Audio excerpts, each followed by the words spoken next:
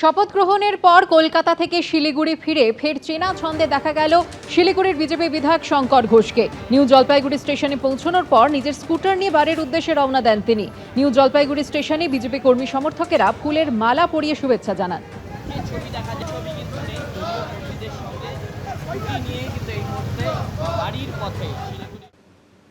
Party office দখল থেকে তোলাবাজি, এরকম অভিযোগ এলে কর্মীদের রেয়াত করা হবে না। নালিশ এলেই অভিযোগ খতিয়ে দেখে বরখাস্ত করা হবে। সূত্রের খবর, সাংগঠনিক বৈঠকে এমনই হুঁশিয়ারি দিয়েছে বিজেপি নেতৃত্ব। পাশাপাশি বেনজল আটকাতেও তৎপর বিজেপি নেতারা। বিজেপির স্বপ্ন পূরণ হয়েছে, পশ্চিমবঙ্গ এখন গেরুয়াময়। ক্ষমতায় আসার পর থেকেই মানুষের স্বার্থে পরপর নজিরবিহীন সিদ্ধান্ত নিচ্ছে বিজেপি সরকার। অন্যদিকে সংগঠন গোছানোর দিকে নজর দিয়েছে তারা। শুক্রবার রাজ্য বিজেপির সাংগঠনিক নেতা নেতৃত্বের সঙ্গে বৈঠকে বসেন এ রাজ্যের দায়িত্বপ্রাপ্ত বিজেপির কেন্দ্রীয় পর্যবেক্ষক ও দলের সাধারণ সম্পাদক সুনীল বানসাল। সূত্রের খবর, সেই বৈঠকে স্পষ্ট করে দেওয়া হয়েছে পার্টি অফিস দখল থেকে তোলাবাজি এরকম অভিযোগ এলে কর্মীদের রেয়াত করা হবে না। অশান্তি যারা করছেন তাদের বিরুদ্ধে জিরো টলারেন্স নীতি নেওয়া হবে। নালিশ এলেই অভিযোগ খতিয়ে দেখে বরখাস্ত করা হবে বলে হুঁশিয়ারি দিয়েছে বিজেপি নেতৃত্ব। পাশাপাশি বৈঠক থেকেই ঘোষণা করা হয়েছে শৃঙ্খলা রক্ষায় প্রতিটা জেলায় তৈরি হবে বিশেষ কমিটি।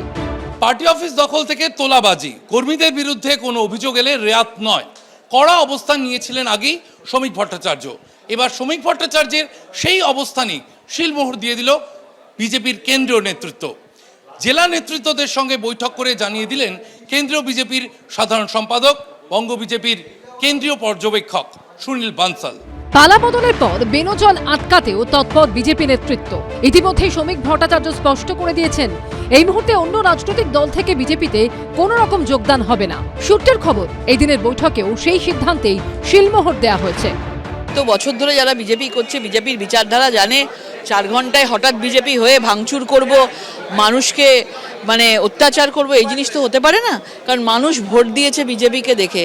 এই ধরনের তৎকাল বিজেপি দিয়ে বিজেপিকে আবার কাদা মাখানো যাবে না। এখন সূত্রের খবর, বিজেপি বিধায়কদের সঙ্গে এ রাজ্যের বিজেপি নেতৃত্বের কাজের সমন্বয় নিয়েও এই দিনের বৈঠকে আলোচনা হয়। সল্টলেকের হোটেলে এই বৈঠকে রাজ্য সভাপতি শ্রমিক ভট্টাচার্য, সাংগঠনিক নেতা নেত্রীরা ছাড়া বিজেপির 43টি সাংগঠনিক জেলার সভাপতিরা উপস্থিত ছিলেন। শিবাশিস মৌলিকের রিপোর্ট, এবিপি আনন্দ। কোনো রোগীকে ফেরানো যাবে না, বাড়াতে হবে সরকারি হাসপাতালের বেড। দালাল চক্রে জিরো টলারেন্স নীতি নেবে সরকার। শুক্রবার এসএসকেএম হাসপাতালে কলকাতা ও লাগোয়া জেলার 12টি সরকারি মেডিকেল কলেজ ও হাসপাতালের শীর্ষ কর্তাদের সঙ্গে বৈঠকে এরকমই একাধিক কড়া বার্তা দেন মুখ্যমন্ত্রী শুভেন্দু অধিকারী।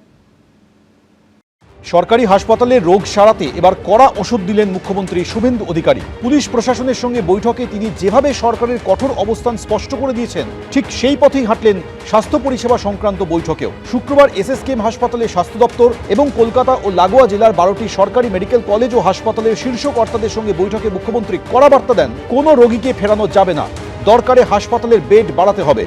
দালাল চক্রে জিরো টলারেন্স, অ্যাম্বুলেন্স চক্র চলবে না, সরকারি হাসপাতালে থাকবে না সিন্ডিকেট রাজ কাটমানি, স্বাস্থ্যক্ষেত্রে সমস্ত কেন্দ্রীয় প্রকল্প চালু করতে হবে, বন্ধ করতে হবে প্রতিহিংসামূলক পোস্টিং। এদিনের বৈঠকে উপস্থিত ছিলেন বিজেপির 2 চিকিৎসক বিধায়ক শরদ্দত্ত মুখোপাধ্যায় এবং ইন্দ্রনীল খাঁ। দূর দূরান্ত থেকে, জেলা থেকে যে গরিব মানুষরা সরকারি এবং বেসরকারি হাসপাতালে ভিড় করেন, কলকাতায় এসে তারা যাতে হয়রানির শিকার না হন, তারা যাতে দালাল চক্করের খপ্পরে না পড়েন এবং হাসপাতাল থেকে অন্য হাসপাতালে তাদেরকে ঘুরতে না হয়, এই বিষয়টা যাতে থামানো যায় এবং তাদের সুনিশ্চিতভাবে হাসপাতালে ভর্তি করে চিকিৎসা নিশ্চয় করা যায়, সেটার কথাই তিনি বলেছেন।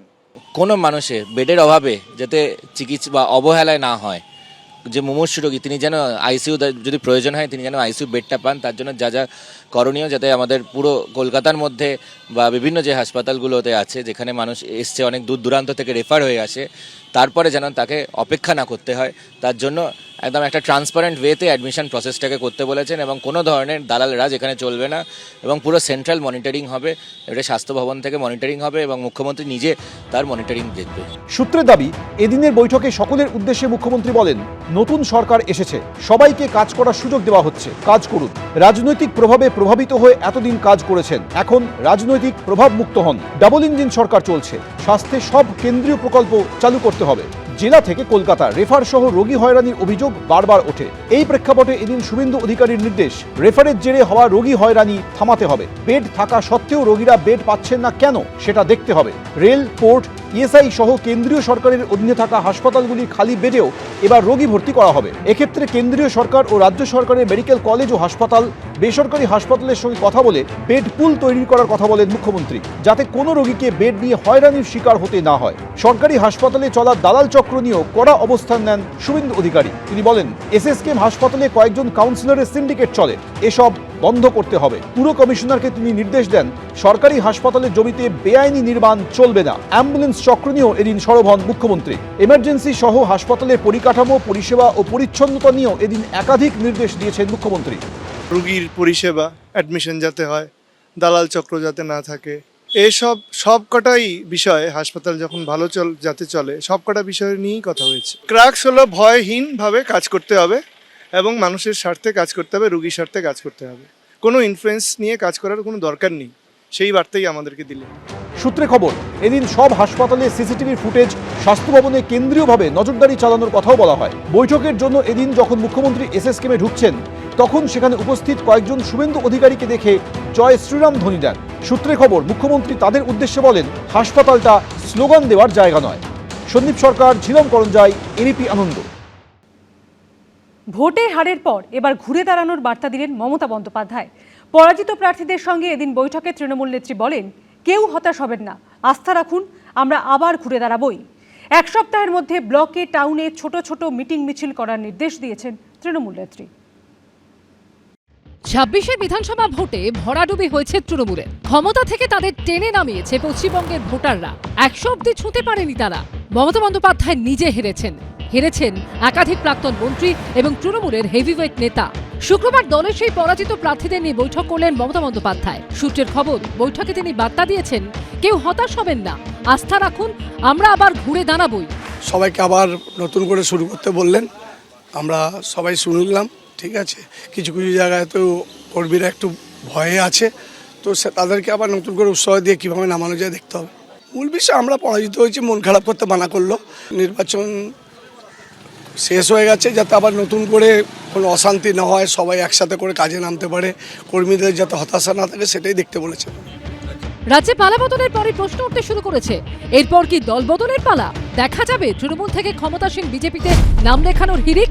সূত্রের খবর, শুক্রবারের বৈঠকে তৃণমূল নেত্রী বলেন, যারা দল ছাড়ার কথা ভাবছেন, দল ছেড়ে চলে যেতে পারেন, কাউকে আটকাবো না। দলের কঠিন এই সময়ে যারা দলের সঙ্গে থাকবেন তারা নিরেট না। আমি তাদের নিয়েই দলকে নতুন করে গড়ব।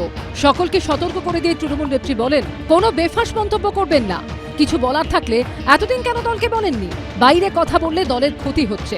ও নিয়ে কেউ কিছু ভাবছে না, ওরা যে যা পারে করুক। তবে কোনো রকমের অপরাধীকরণ বা অপরাধীদের ঢাকার চেষ্টা, অথবা অপরাধীদের লেলিয়ে দেওয়ার চেষ্টা, অথবা কোনো একটি সম্প্রদায় যদি 1 মিনিটের মধ্যে জোট বাঁধে তাহলে কি হতে পারে, এই ধরনের কোনো ধরনের অপচেষ্টা দল এবং আশা করব রাজ্য সরকার কড়া হাতে রুখবে।